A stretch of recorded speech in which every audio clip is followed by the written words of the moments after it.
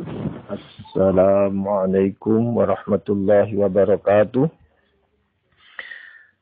Para pemirsa yang dirahmati Allah, kajian tafsir inspiratif. Ya, setiap hari kita tidak lupa untuk membaca satu ayat saja. Syukur-syukur lebih dari itu. Pada hari yang ke-7 ini, kami akan meneruskan ya. Masih surat Al-Baqarah ayat ke-8. Bismillahirrahmanirrahim. Wa minan nasi may yaqulu amanna billahi wa bil yaumil akhir wa ma hum bimu'minin. Wa minan nasi, dan dari manusia, ya, dari golongan manusia yang may yaqulu, seseorang yaqulu yang berkata amanna, saya telah beriman billahi kepada Allah wal yaumil akhiri, dan beriman kepada hari kiamat. Wa mahum, oleh Allah, dan tidaklah hum mereka bimu'minin, orang yang beriman. Ayat ini menjelaskan orang beriman tapi hakikatnya tidak beriman. Orang beriman tapi hakikatnya tidak beriman. Nah, kata-kata ini memang lazim ada ya, sering terjadi di masyarakat kita. Benar tapi nggak benar. Artinya sesuatu itu benar, tapi karena tidak dilakukan dengan tidak bijaksana, menjadi tidak benar. Nah, Islam itu demikian, ya. Jadi tidak sekedar verbal, tetapi substansial. Tidak sekedar zahir, tapi ada juga nilai-nilai di dalamnya. Nah, orang beriman itu demikian, ya. Kata Imam Ghazali, natqu bil lisan, diucapkan dengan lisan. Tidak cukup tasdiqu bil qalb, dibenarkan dengan hati. Setelah dibenarkan hati, maka lahir dorongan untuk mengamalkan. Tahqiqu bil jawarih, direalisasikan dalam bentuk perbuatan. Nah, itulah orang yang beriman. Nah, oleh karena itu tentu kita ingin sekali keimanan kita ini yang sudah kita deklarasikan sebagai orang yang beriman benar-benar menjadi orang yang benar diakui oleh Allah Subhanahu wa taala. Tidak termasuk wa ma hum bimu'minin. Ya, sudah dideklarasikan beriman tapi hakikatnya tidak beriman. Nah, bagaimana agar kita tidak termasuk dari ayat ini? Wa ma hum bimu'minin. Ya. Tetapi benar-benar menjadi orang yang beriman, baik secara verbal maupun substansial, baik secara zahiriah, ya, maupun secara isinya, batinnya, nilai-nilai di dalamnya. Jadi seperti begini ya, garam. Garam itu bisa dikatakan garam kalau memang bentuk karakternya memang menunjukkan wajah garam. Tetapi rasanya juga rasa garam. Ya, berbeda dengan bentuknya seperti garam, tapi rasanya tidak ada rasa apa-apa. Orang mengatakan ini garam plastik. Nah, begitu pula tidak bisa tanpa ada bentuk seperti upil, rasanya garam, tapi karena karakteristiknya tidak seperti garam, maka orang tidak mungkin nyebut upil itu garam meskipun rasanya seperti garam. Nah, oleh karena itu orang yang beriman, ya, jangan sampai keimanan kita ini kemudian wa mahum bimu'minin seperti garam plastik itu. Zahirnya saja seperti garam, tetapi rasanya tidak mencerminkan garam. Oleh Allah, orang seperti itu katanya wa mahum bimu'minin. Tidak beriman, hakikatnya tidak beriman. Nah, persoalan sekarang yang harus menjadi inspirasi kita, bagaimana kita bisa menentukan, ya, bisa mengambil posisi agar kita termasuk orang yang tidak wa mahum bimu'minin, tapi benar-benar orang yang iman secara verbal dan substansial. Dalam hal ini kita merujuk kepada Rasulullah SAW. Ketika menjelang wafat, Rasul melakukan evaluasi dan verifikasi. Evaluasi dari hasil dakwah dan verifikasi kehidupan, perubahan antara sebelum datangnya keimanan dan setelah datangnya keimanan.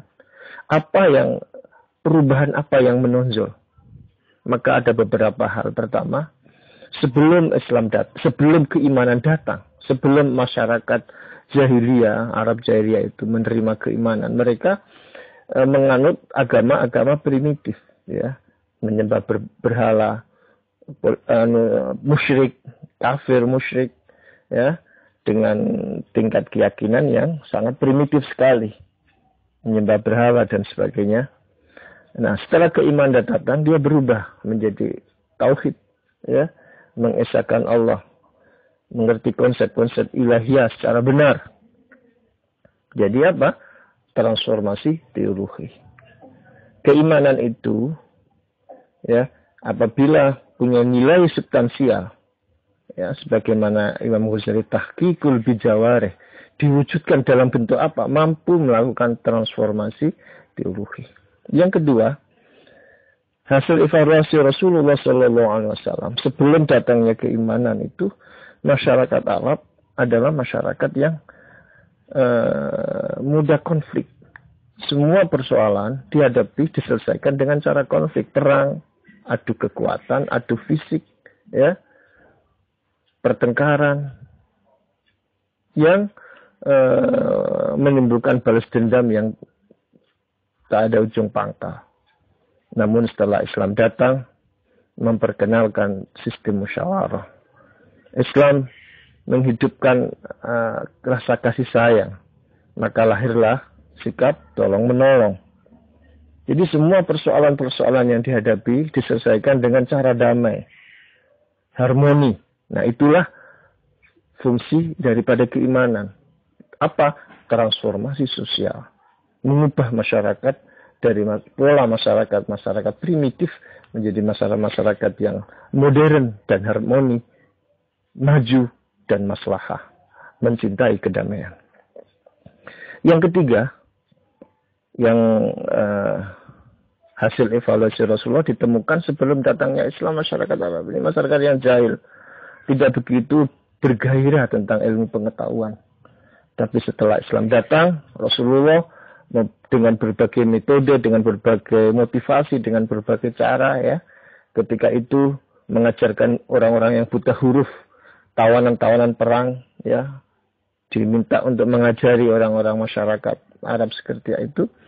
Dan wacana-wacana, ya, sabda-sabda Rasulullah memberi motivasi pentingnya pengetahuan, mengubah pola pikir masyarakat itu menjadi masyarakat berpengetahuan. Nah, dengan demikian keimanan adalah bagian penting untuk melakukan transformasi pengetahuan. Jadi sebelum orang beriman, masyarakat itu putus, setelah iman menjadi pintar. Ini jelas peran iman itu adalah transformasi keimanan, ke pengetahuan. Yang terakhir, evaluasi yang didapat adalah sebelum Islam mereka dalam keadaan miskin, ya, minus. Karena apa? Terjadi al-hakumut takatsur, penumpukan harta di sektor orang-orang tertentu saja, ya. Tetapi setelah Islam datang, ya, Islam membangun akibat dari dampak transformasi sosial, ya, kehidupan harmoni, aman, damai, maka terjadilah sinergi antara orang yang punya potensi ekonomi perdagangan dan potensi ekonomi peladangan, potensi ekonomi pertanian. Gabungan itu ditambah dengan nilai-nilai moral yang diajarkan oleh Rasulullah. Tidak boleh menipu, tidak boleh eksploitatif, tidak boleh memeras, ya. Tetapi semua harus dilakukan dengan cara yang proporsional. Keuntungan tidak boleh mencekik, ya. Ya. Tidak boleh mengurangi timbangan. Dengan kondisi sosial keamanan yang sudah kondusif, ditambah nilai-nilai moral yang diajarkan Rasulullah, maka terjadi lompatan ekonomi, terjadi pertumbuhan ekonomi yang luar biasa. Jadi dengan demikian, maka keimanan itu mampu melahirkan transformasi ekonomi. Nah, dari sini maka jelas kita semua mohon kepada Allah yang harus kita jadikan inspirasi kita. Kalau kita tidak bisa mampu melakukan transformasi ini semua, maka kita termasuk oleh Allah wa mahum bimumin, bukanlah orang yang beriman. Oleh karena itu orang yang beriman adalah orang yang mengambil peran dakwah. Untuk apa? Transformasi teologi. Peran di dunia pendidikan, penyebar pengetahuan, apa? Transformasi pengetahuan. Peran di bidang sosial, ikut dalam gerakan-gerakan sosial untuk apa? Mewujudkan keadaan masyarakat yang damai harmoni, ya, transformasi sosial. Nah, jika itu maka kita tidak tergolong orang yang wa mahum bimumin sebagaimana disebutkan dalam Al-Quran. Dan demikian kita juga harus bisa berperan di sektor-sektor ekonomi, ya. Kalau membangkitkan semangat entrepreneur, membangun jaringan, menguatkan ta'awanu 'alal birri, ya. Semangat gotong royong di kalangan masyarakat untuk sama-sama sejahtera, ya. Mengupayakan agar jangan likaila yakuna dunatan bainal awiyah, agar ekonomi itu tidak berputar di kalangan tertentu saja sebagaimana orang sebelum datangnya Islam.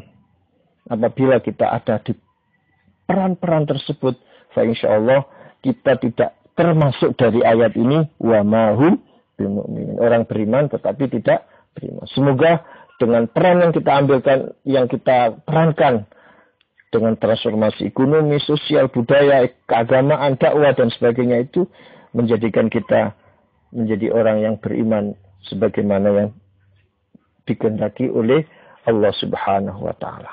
Sekian, kita teruskan pada episode berikutnya. Assalamualaikum warahmatullahi wabarakatuh.